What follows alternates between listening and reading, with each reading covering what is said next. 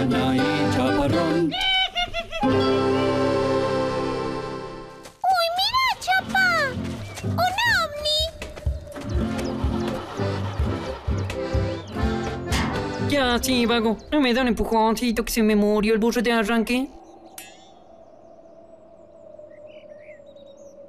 Tenés una tonada muy cordobesa para ser de otro planeta, ¿ah?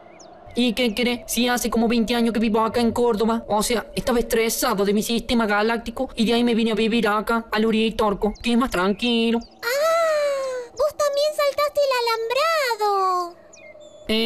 Yo más que saltarlo, lo sobrevolé. ¿Me da una manito entonces? Bueno. Dale, Lana. ¡Ayúdame! ¡Sácalo en segunda! Gracias, amigos. Chau, chau. ¡Chao! ¡De nada! ¡Suerte! ¡Chao! ¡Que te vaya bien! ¿Qué tendrá Córdoba que tanta gente se está viniendo a vivir acá, no? Lana y